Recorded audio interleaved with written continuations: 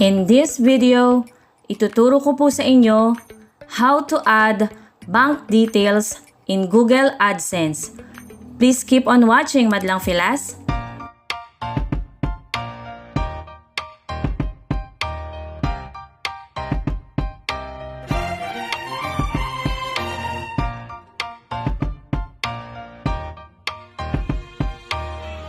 Ate Che, paano nga ba?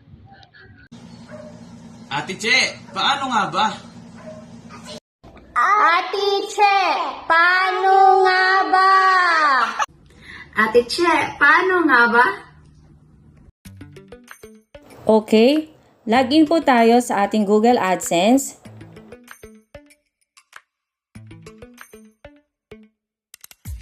Click po natin yung payments. Then payments info.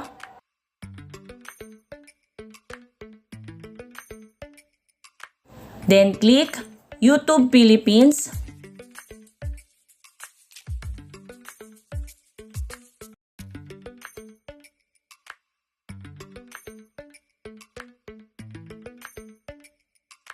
Click Add Payment Method.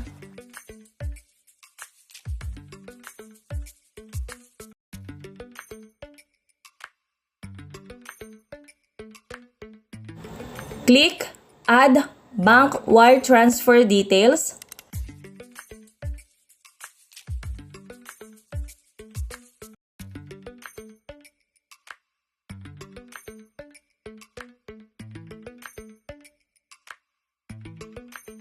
Then fill up the details.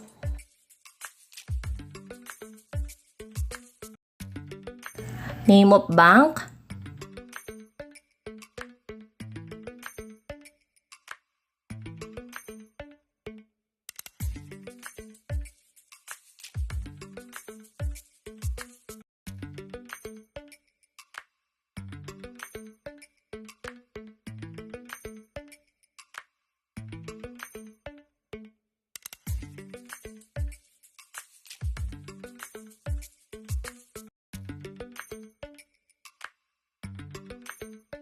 Account name.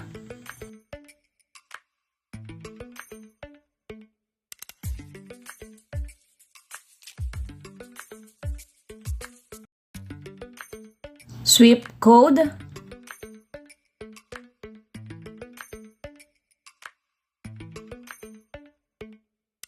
Makikita natin yung bank sweep code. Punta po tayo sa Google.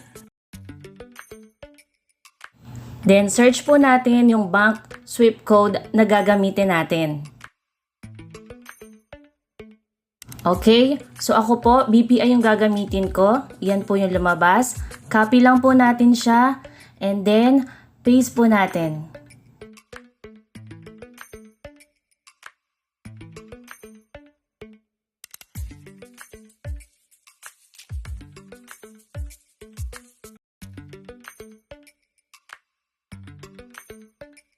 Then, enter po natin yung account number.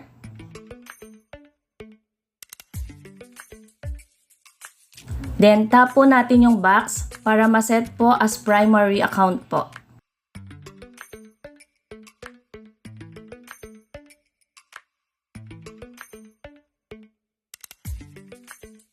Then, click Save. Okay, successful na po yung bank details na in-add natin kay Google AdSense.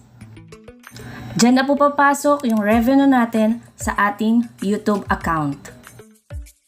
Makaka-receive din tayo ng email from Google AdSense na na-change na or na-add na natin yung primary payment bank details. Hope may natutunan po kayo sa video natin today. And if yes, please give me a thumbs up. And if you have comments or suggestion, you can comment down below. Malay nyo po, sa susunod na video, yung requested video nyo po ang isha-share natin sa iba. Lagi nyo pong tatandaan na kayo po yung nagpapasaya sa akin, kaya hindi po ako magsasawa mag-upload ng video para sa inyo. See you on my next video, madlang Pilas! Good luck! Don't forget to subscribe!